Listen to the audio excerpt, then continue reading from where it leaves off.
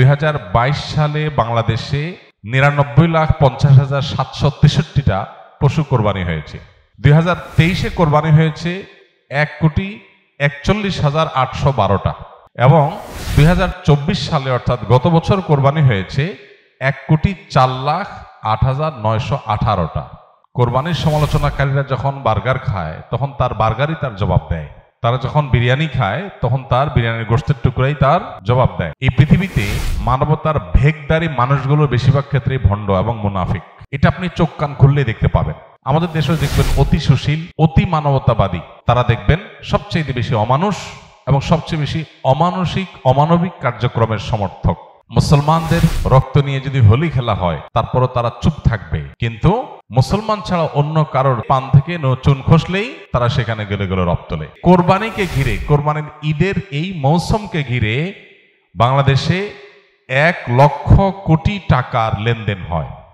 এই যে 1 কোটির অধিক পশু কোরবানির ঈদের দিন জবে হয় সারা দেশে, এই পশুগুলো একসময় আমরা ভারত থেকে অনেকটাই আমদানি করে তারপরে কোরবানি করতে হতো। যে আমাদের দেশে 1 কোটি পশু কোরবানি করার জন্য 1 কোটি পশু বাংলাদেশে প্রস্তুত আছে, আমদানির উপর নির্ভর করতে হবে না। এই যে পশু উৎপাদন, কোরবানি যদি না থাকতো তাহলে দেশে এই প্রতি কোরবানিতে 1 কোটির অধিক পশু কোরবানি করার জন্য এই পশু উৎপাদন করা, এটা আসলে এদেশে হয়ে উঠত না। গর্ভধারণকারিণী মা থেকে নিয়ে শুরু করে একেবারে সর্বস্তরের মানুষের শরীরে বেঁচে থাকার জন্য যে আমিষের প্রয়োজন, সুস্থ থাকার জন্য যে পরিমাণ আমিষের প্রয়োজন, সেটা অনেকে জোগাড় করতে পারেন না। এই কোরবানি সারা দেশের ধনী গরিব সবার বাসায় আমিষের ব্যবস্থা করে। এটা না হলে বহু গরিব মানুষ সারা বছরে তারা আমিষের দেখাও হয়তো অনেকে সেভাবে পেত না। যারা ব্যক্তিগতভাবে হয়তো ইসলামকে দেখতে পারেন না বা নাস্তিক বা অন্য ধর্মের অনুসারী, তারা দেশের, আমাদের মতো গরিব দেশের অর্থনৈতিক উন্নতির প্রয়োজনে তারা কোরবানিকে সমর্থন না করার কোনো কারণ থাকতে পারে না।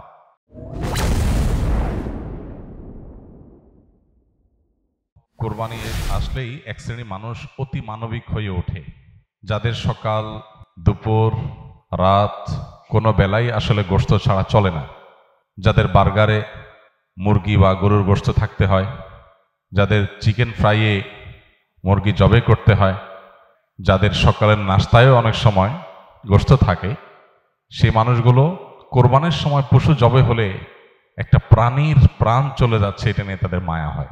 তাদের বার্গার চাবানোর সময় তাদের সে কথাটা মনে হয় না। এই জিনিসটা একেবারেই অনেক পুরাতন। আমাদের দেশে প্রতি বছর কোরবানি আসলে এই জিনিসটা আমাদের চোখে পড়ে। এই মানুষগুলোর জবাব দেওয়ার তো প্রয়োজন হয় না। কোরবানির সমালোচনাকারীরা যখন বার্গার খায় তখন তার বার্গারই তার জবাব দেয়, তারা যখন বিরিয়ানি খায় তখন তার বিরিয়ানির গোশতের টুকরাই তার জবাব দেয়। এই পৃথিবীতে মানবতার ভেকদারি মানুষগুলো বেশিরভাগ ক্ষেত্রে ভণ্ড এবং মুনাফিক এবং প্রতারক। এটা আপনি চোখ কান খুললে দেখতে পাবেন। আমাদের দেশেও দেখবেন অতি সুশীল, অতি মানবতাবাদী, অতি অধিকার কবচানো মানুষগুলো, তারা দেখবেন সবচেয়ে বেশি অমানুষ এবং সবচেয়ে বেশি অমানসিক অমানবিক কার্যক্রমের সমর্থক। আপনি দেখবেন মুসলমানদের রক্ত নিয়ে যদি হোলি খেলা হয় তারপরও তারা চুপ থাকবে, কিন্তু মুসলমান ছাড়া অন্য কারোর পান থেকে চুন খসলেই তারা সেখানে গেলে গেলে রব তোলে। তো এই মানুষগুলোর কথাকে বিশেষভাবে আমল দেওয়ার বিশেষ কোনো প্রয়োজন নাই। কোরবানি এটা শুধুমাত্র ইবাদতই না, এর মাধ্যমে শুধুমাত্র আমাদের আল্লাহর সন্তুষ্টি লাভের সুযোগ হয় সেটাই না, এর মাধ্যমে আমাদের আরো বিপুল পরিমাণ উপকারিতা হয়। আমাদের অর্থনৈতিক উপকারিতার কথা যদি আমরা শুধু চিন্তা করি তাহলে 2022 সালে বাংলাদেশে 99,50,763টা পশু কোরবানি হয়েছে। 99,50,763টা পশু কোরবানি হয়েছে 2022 সালে। 2023-এ কোরবানি হয়েছে 1,41,812টা এবং 2024 সালে অর্থাৎ গত বছর কোরবানি হয়েছে 1,04,08,918টা। এই যে 1 কোটির অধিক পশু কোরবানির ঈদের দিন জবে হয় সারা দেশে, এই পশুগুলো একসময় আমরা ভারত থেকে অনেকটাই আমদানি করে তারপরে কোরবানি করতে হতো, বা কোরবানিটা অনেকটা ভারতের আমদানির উপর নির্ভর ছিল। কিন্তু আপনারা জানেন গেল কয়েক বছর ধরে, এমনকি এবছরও আমরা ইতিমধ্যে পত্র পত্রিকা দেখেছি যে আমাদের দেশে 1 কোটি পশু কোরবানি করার জন্য 1 কোটি পশু বাংলাদেশে প্রস্তুত আছে, আমদানির উপর নির্ভর করতে হবে না। এই যে পশু উৎপাদন, এই যে কৃষি বিপ্লব, কোরবানি যদি না থাকতো তাহলে দেশে এই প্রতি কোরবানিতে 1 কোটির অধিক পশু কোরবানি করার জন্য এই পশু উৎপাদন করা, এটা আসলে এদেশে হয়ে উঠত না। অতএব শুধুমাত্র এই একটা কারণে যারা ব্যক্তিগতভাবে হয়তো ইসলামকে দেখতে পারেন না, বা নাস্তিক বা অন্য ধর্মের অনুসারী, তারা দেশের, আমাদের মতো গরিব দেশের অর্থনৈতিক উন্নতির প্রয়োজনে তারা কোরবানিকে সমর্থন না করার কোনো কারণ থাকতে পারে না। ডয়েচে ভেলের একটা রিপোর্ট কোরবানিকে ঘিরে তারা করেছিল বেশ আগে, সেখানে তারা দেখিয়েছিলেন যে কোরবানিকে ঘিরে, কোরবানির ঈদের এই মৌসুমকে ঘিরে বাংলাদেশে 1 লক্ষ কোটি টাকার লেনদেন হয়। কত টাকা? 1 লক্ষ কোটি টাকা। 1 লক্ষ কোটি টাকার লেনদেন হওয়া, এটা একটা দেশের অর্থনীতির জন্য, মাত্র কয়েকদিনের মধ্যে এই টাকার লেনদেন হওয়া একটা অর্থনীতির জন্য যে কত বিশাল একটা ব্যাপার, সেটা বলার অপেক্ষা রাখে না। এদেশের বহু মানুষ গ্রামে গঞ্জে তারা তাদের পুষ্টির যে যোগান, আমিষের যে যোগান, সেটা তারা তাদের উপার্জন দিয়ে সবসময় করতে পারেন না।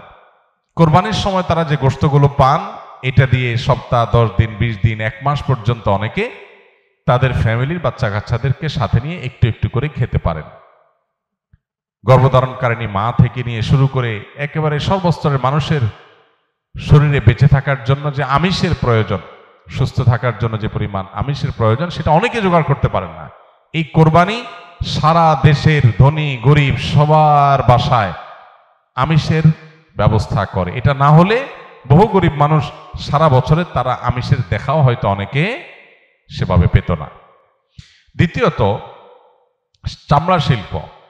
গতকালকে সম্ভবত পত্রিকায় দেখেছি যে সম্ভবত বাণিজ্য উপদেষ্টার বরাতে এটা নিউজ হয়েছে যে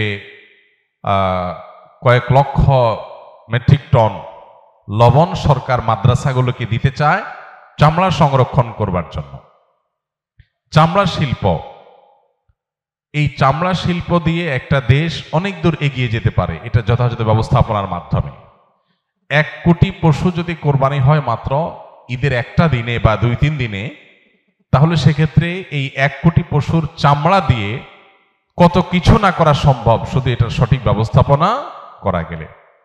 ইতালি সহ পৃথিবীর অনেক উন্নত দেশ আছে যাদের অর্থনীতির অনেক বড় একটা চালিকা শক্তি হলো তাদের জুতা শিল্প, চামড়া শিল্প। তো সেটার একটা বিরাট সম্ভাবনার দুয়ার উন্মোচন করে এই কোরবানি। তৃতীয়ত, কোরবানিকে ঘিরে এই যে 1 লক্ষ কোটি টাকার লেনদেন হয়, এটা শুধু পশু কেনা বেচার ব্যাপার না, এর সঙ্গে খড় যারা কেনা বেচা করে পশুর খাদ্য হিসাবে, শহরের মানুষ খড় কিনতো না সারা বছর, কিন্তু এই উপলক্ষে অনেক অসহায় গরিব সাধারণ মানুষ, অনেক বেকার যুবকরা খড় কিনে সেটা বিক্রি করে বা খড় সংগ্রহ করে সেটা বিক্রি করে, তাদের উপার্জন হয়। এবং এর সাথে ভুসি, খৈল, এমন মৌসুমি বিভিন্ন ব্যবসা হয়। প্রত্যেকটা পাড়া মহল্লাতে ছোট ছোট যুবকরা, বিভিন্ন যুবকরা ছোট ছোট উদ্যোগ নিয়ে ছোট ছোট পরিসরে তারা দেখা যায় যে কয়েকটা পশু কিনে তারা একটা কোরবানির ছোট হাট করছে বা সেটা কেনাবেচা করছে, এবং এর ফলশ্রুতিতে তাদের একটা উপার্জনের মাধ্যম হয়ে যাচ্ছে। ঠিক একইভাবে গোশত কাটার জন্য আপনার কামার যারা, এই কামারদের সারা বছরে সবচেয়ে বেশি ব্যবসা হয়, সবচেয়ে বেশি কেনাবেচা হয়, কাজ পায় তারা কোরবানির মৌসুমে। কারণ দাও, ছুরি, বটি, ধামা, এগুলো সবগুলো ধার দেওয়া, তৈরি করার একটা বিরাট মহড়া পড়ে যায় কোরবানির ঈদকে ঘিরে। তাহলে এর সাথে শত শত হাজার হাজার কামারের পরিবারের অর্থনৈতিক বিষয় জড়িয়ে আছে, উপার্জন এখানে জড়িয়ে আছে। এর পাশাপাশি গোশত কাটার জন্য যে কাঠের গুঁড়ি দরকার হয়, হাজার হাজার লক্ষ লক্ষ টুকরা গুঁড়ি তৈরি হয়, এর সাথে আপনার সমিলের শ্রমিকদের আয় জড়িত আছে, তাদের উপার্জন জড়িত আছে। এভাবে যদি আমরা একটু খেয়াল করি তাহলে দেখব যে শত শত হাজারো আইটেমের আপনার উপকারিতা, সুফল এটা কোরবানি থেকে আমরা পাই। অতএব আমরা যদি একটু খেয়াল করে দেখবো, এইভাবে বহুবিধ উপকারিতা কোরবানির মাধ্যমে আমরা পেয়ে থাকি। বিধায় কোরবানির এই ইবাদতটিকে মুসলমান হিসাবে আমরা এটাকে ইবাদত হিসাবেই দেখব। এর পাশাপাশি ইবাদতের বাইরেও এটা আমাদের জাতীয় অর্থনীতিতে যে কত বড় একটা ভূমিকা রাখে সেটা বোঝার জন্য আসলে খুব বেশি পণ্ডিত হওয়ার প্রয়োজন নেই। একটু চোখ কান খুলে তাকালে আমরা যে কেউই সাদা চোখেও বুঝতে পারবো। অতএব কোরবানির বিরোধিতা করা এটা মূলত জাস্ট মুসলমানদের বিরোধিতা করার যে অন্ধ আপনার প্রবণতা আছে, মুসলমানদের বিরোধিতা করার যে একটা প্রবণতা আছে, সেখান থেকে এটা হয়েছে। এর বাইরে এর পেছনে কোনো যৌক্তিকতা নেই এবং তাদের জবাব আমাদের মনে হয় না যে খুব বেশি দেওয়ার দরকার আছে।